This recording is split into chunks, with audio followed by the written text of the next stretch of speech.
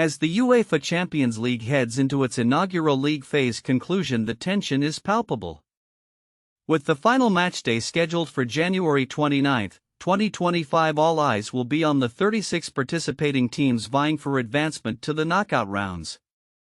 This new format, which replaces traditional group stages with a league phase, has kept fans and analysts guessing, but clarity is beginning to emerge as the competition reaches its climax. One of the most dramatic storylines revolves around Manchester City. After suffering a crushing 4-2 defeat to Paris Saint-Germain, the English club finds itself clinging to playoff hopes. City, once considered the preseason favourites and four-time English champions, now sits precariously in 25th place, 2 points below the cutoff for the knockout round. Pep Guardiola's side must secure a victory against Club Brugge in their final match to avoid early elimination from European competition. Win and you're in, lose or draw and you're out, summarizes the stark reality for City as they prepare for a must-win scenario. The league phase has proven to be anything but predictable. As of now, Liverpool and Barcelona have already clinched their spots in the round of 16, but the battle for the remaining places is fierce. A mere 6 points separate third-placed Arsenal and 24th-placed Stuttgart, making the final day a critical one for numerous teams. Arsenal, Inter Milan, Atlético Madrid and AC Milan have all secured at least a playoff spot, but their positioning within the top 8 is still up for grabs. The stakes are high, with teams like PSG currently in 22nd place, needing a win against Stuttgart to solidify their position. Not only does the new format allow for more matches, each team plays 8 games against different opponents, but it also introduces a level of complexity unseen in previous editions. Teams are awarded points based on their performance, and those finishing in the top 8 automatically qualify for the knockout stage, while positions 9 to 24 will enter playoff ties. Unfortunately for the teams languishing at the bottom, including Slovan Bratislava and Young Boys, the end of this phase means elimination from all European competitions. As the league phase draws to a close, the anticipation grows for a day filled with simultaneous matches where positions can change drastically with just a single result. Liverpool's dominance with a perfect record so far will be tested as they face PSV Eindhoven, while Barcelona will look to secure the top position against Atlanta. Meanwhile, Manchester City's fate may well hinge on their ability to bounce back from adversity. With the knockout rounds looming, the implications of this league phase extend beyond mere qualification. The performance in these final matches will shape the matchups in the round of 16, determining who faces who in the next stage of the tournament. As teams prepare for this high-stakes finale, fans worldwide are left eagerly awaiting what promises to be a dramatic conclusion to the league phase of the Champions League.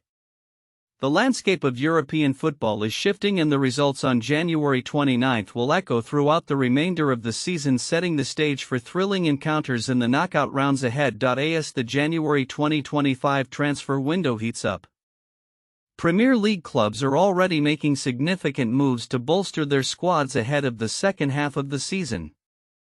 With European competitions intensifying and domestic ambitions on the line, teams are keen to secure the right talent to enhance their prospects.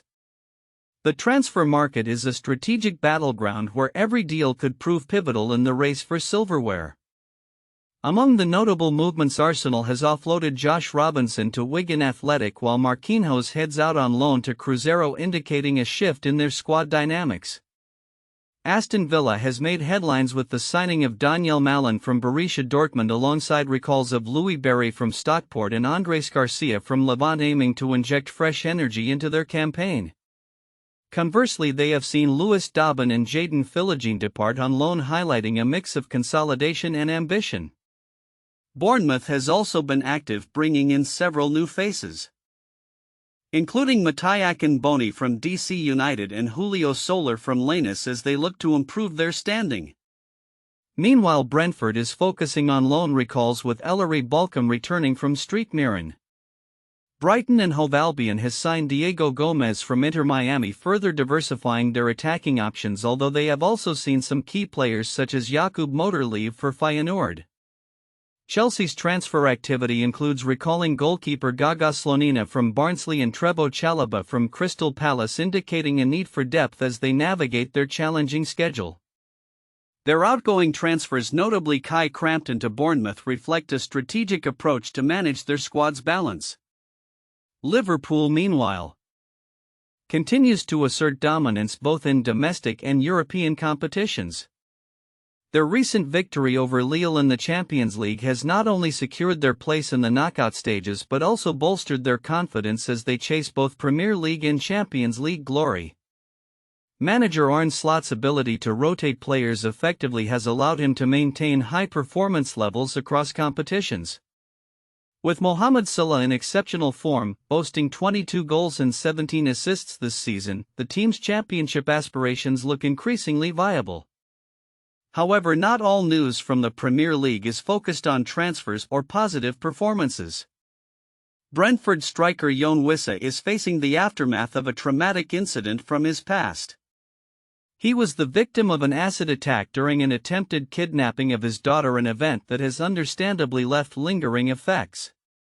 As legal proceedings continue against the assailant, Wissa's resilience and determination to move forward alongside his impressive on-field performances, 12 goals in 23 matches, are commendable.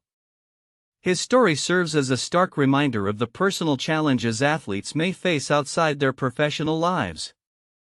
As the January transfer window unfolds, clubs are not only looking to strengthen their squads but also reassess their strategies for the remainder of the season.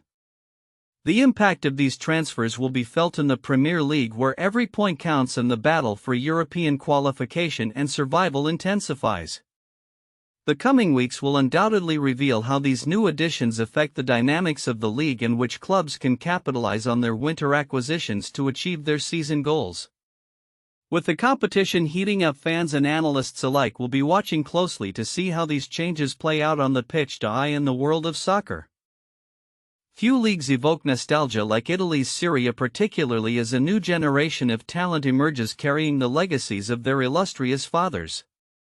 Recent matches showcased this phenomenon in a compelling manner as sons of former football legends took the field, evoking memories of their fathers' glory days. The recent clash between Juventus and AC Milan served as a poignant reminder of this lineage as Timothy Weah netted a crucial goal for Juventus, replicating his father's previous achievements in the same fixture. Timothy Weah's goal on January 18, 2025 not only secured a 2-0 victory for Juventus over AC Milan but also marked a significant moment in the Weah family history. His father, George Weah, a former FIFA World Player of the Year, had scored a brace in a similar matchup back in 1999. "I've seen those goals my father scored," Timothy remarked, reflecting on the honor of scoring against Milan.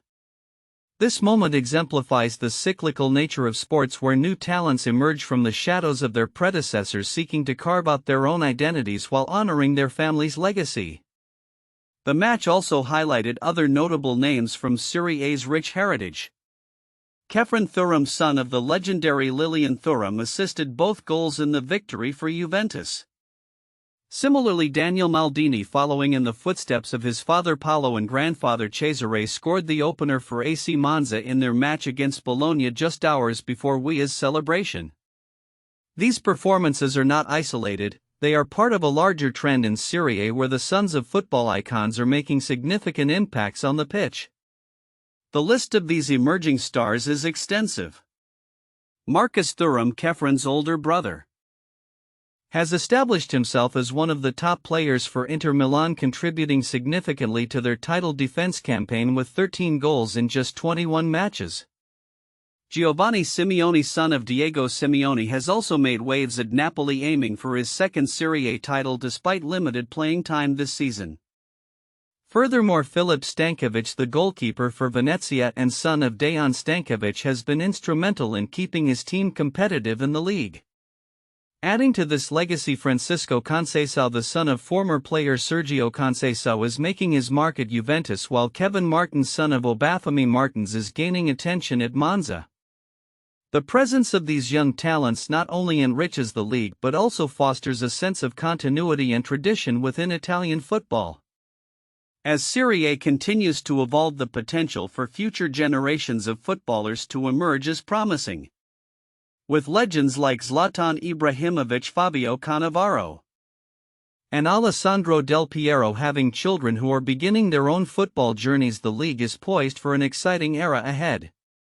The intertwining of past and present narratives creates a unique tapestry in which fans can witness the growth of young athletes carrying forward their families' esteemed legacies. Looking forward, the spotlight will remain on these emerging talents as they develop their skills and seek to leave their own indelible marks on Serie A. As the league progresses, the anticipation surrounding these players only grows, promising a captivating blend of nostalgia and innovation in the beautiful game.